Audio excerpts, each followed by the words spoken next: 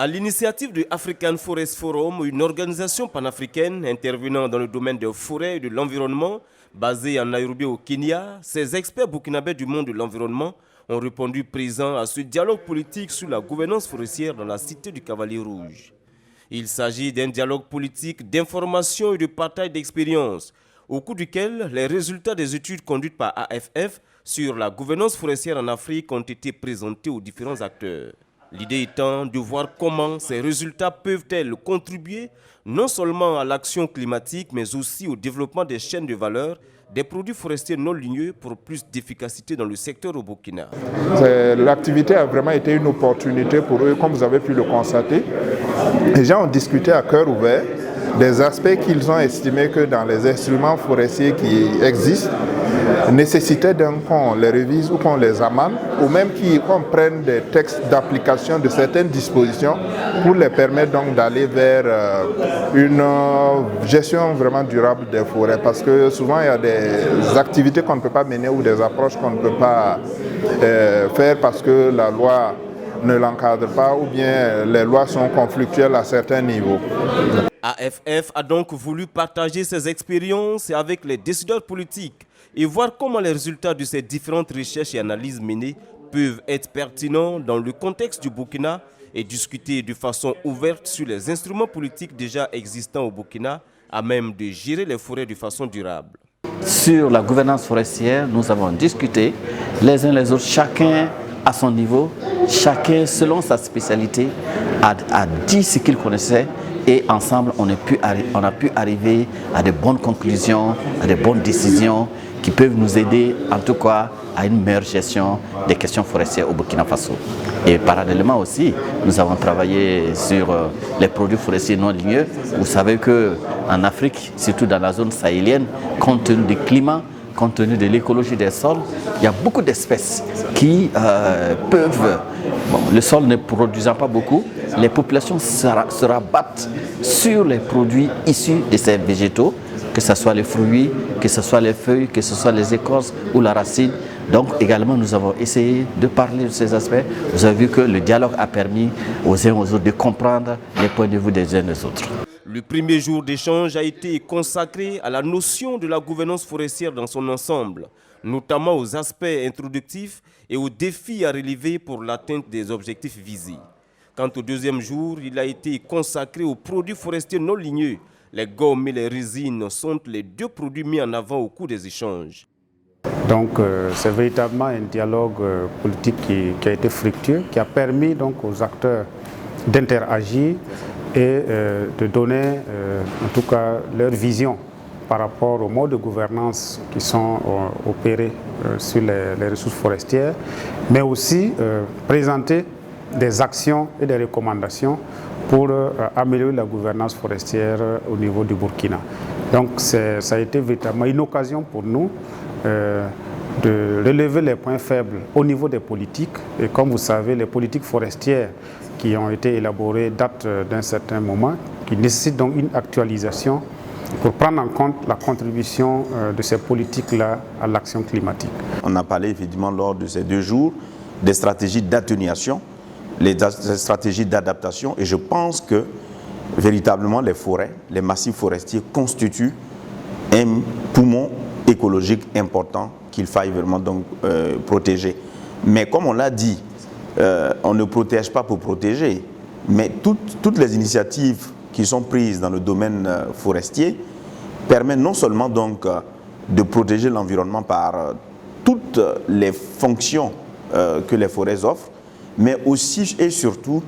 la fonction socio-économique. Il s'est également agi de passer en revue les dispositions contenues dans les instruments politiques irrélatifs dans le but de permettre aux acteurs de mieux s'organiser afin de contribuer de façon efficiente à l'essor de l'économie nationale.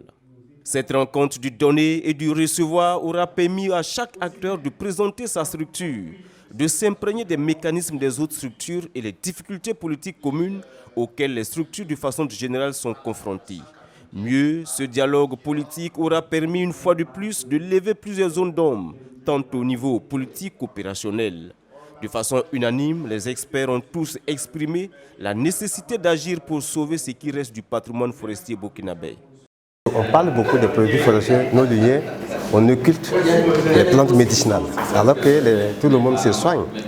Voilà, tout le monde se soigne avec les plantes et on voit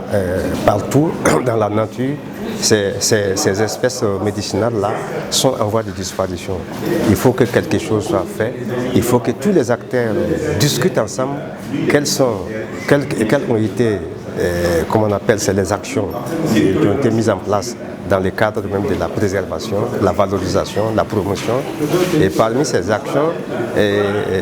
quelles ont été les insuffisances, que ce soit sur le plan des stratégies, des politiques, que ce soit sur le plan aussi des actions sur le terrain. Et je crois que ce dialogue-là vient à point nommé parce qu'il permet aux différents acteurs qui sont ici représentés de pouvoir maîtriser les voies et moyens d'un échange et d'amélioration de nos façons de faire sur le terrain, de nos façons de conduire nos politiques, de nos façons d'aborder la gestion durable même de nos ressources au niveau de nos politiques, de nos stratégies et de nos actions sur le terrain. Et quels sont les acteurs à associer à tout ce processus? Je crois que ce fut l'occasion d'en parler et également d'échanger avec d'autres experts qui étaient si présents et qui nous ont permis d'enrichir un tant soit peu ce que nous savions, ce que nous faisons, de pouvoir eux également, de pouvoir prendre aussi ce qu'il y a. C'est un échange réellement qui a été très fructueux de mon point de vue. Toutes les questions liées à la gouvernance forestière ont été abordées en plénière lors de ce dialogue et en travaux de groupe, ce qui a permis aux participants de formuler des recommandations en vue d'améliorer et de faire bouger les lignes dans le secteur. Et les recommandations, que vous voyez dans les thèmes de référence de l'activité, c'était qu'on arrive à ces recommandations-là, que ça soit synthétisé dans un document et que ça puisse être porté par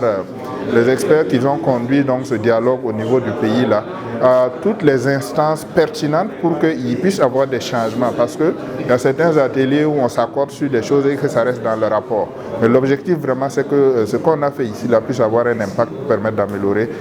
la gouvernance forestière